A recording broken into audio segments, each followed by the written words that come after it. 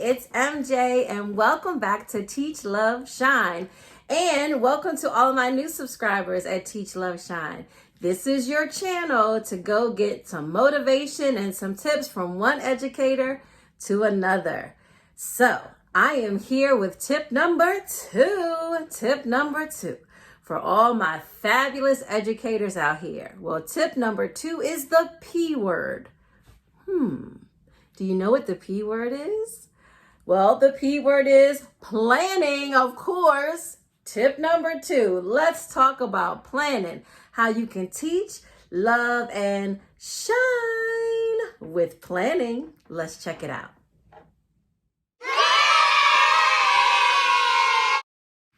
Okay, teach. So remember, in tip number one, we talked about goals. So in order to reach a goal, you got to have a plan for a goal. So have you set any goals yet? Has your school year started already and your goals are in motion? Well, if you've already planned some goals, share some below in the comments so I can see what some of your goals are and I can cheer you on for the school year. So let's talk about planning. Teach, planning. Well, planning can be in many forms of planning. It could be from what you're going to wear to work the next day, like planning that outfit the night before, to lesson plans. A lot goes on in the day of an educator. But one of the best practices is to plan your lessons in advance. It's the best way to make life in the classroom go smoothly. Teaching is rarely one of those off-the-cuff kind of professions where you have to think off the top of your head and plan a whole 30, 60-minute lesson. Doesn't work that way. You have to plan in order for it to go smoothly, for the kids to get what you want, right? Absolutely. So, are you a lesson plan book planner like I always was? Writing my lessons in my lesson plan book, Monday, Tuesday, Wednesday, Thursday, Friday, with everything laid out, times and everything? Or have we moved into the using a template online for lesson planning? Or maybe you're a PowerPoint user and use make PowerPoint slides for your lessons. However you do that, you need to make sure you have your standards, your objectives, your materials. If you're going to differentiate in the classroom, if you're going to have small groups, if you're going to do an assessment for that lesson, all of that needs to be planned in advance. Not the day of, where you're actually trying to get that lesson across. Now, I used to be a reading teacher and we had cycles. And so I would plan the entire cycle, all the materials, everything laid out, posters, the kids' materials, what I was going to teach, what I was going to use, all the information, the books and all, like for the whole cycle, ready to go. So I would have to tweak here and there as I went through the week, but oh, what a lifesaver planning is, because if something happens, you have your plan. So just keep that in mind, that planning makes life go smoothly. So let's talk about love.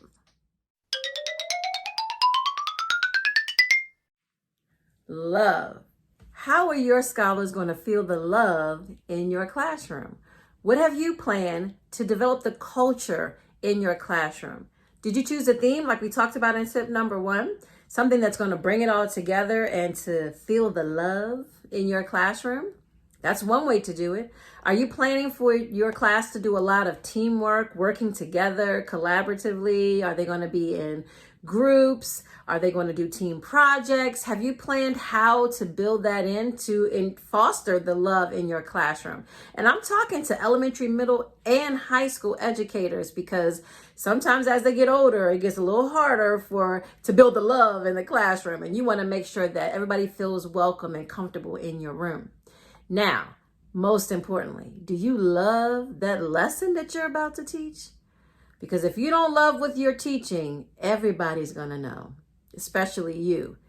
It's got to come off in the lesson. You got to show that you love what you're teaching and you want them to learn. Because if you don't love it, they're definitely not going to love it. So make sure that you go into teaching this lesson with some enthusiasm and wanting them to get across the information that you want them to learn. Like, are they going to get it? And sometimes if you do it with love and fun and laughter, they get it better that way and retain that information. So think about that. How are you going to plan for the love?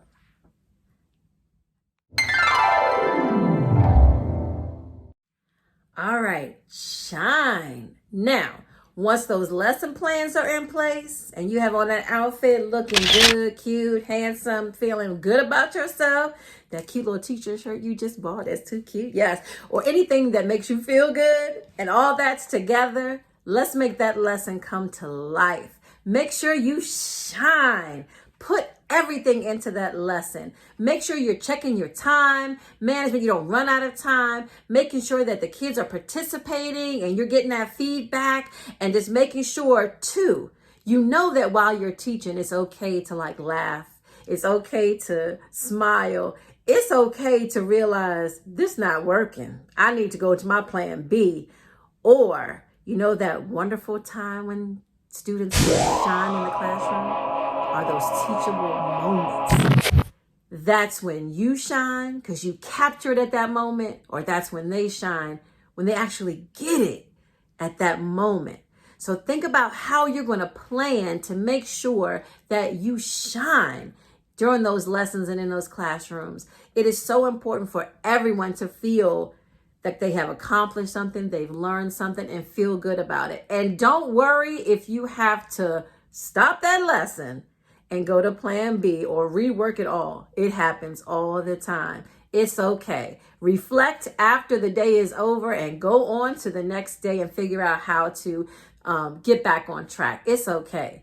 So remember, planning makes life go smoothly in the classroom. So don't forget, when you teach love and shine, make sure you plan to make sure everything goes well.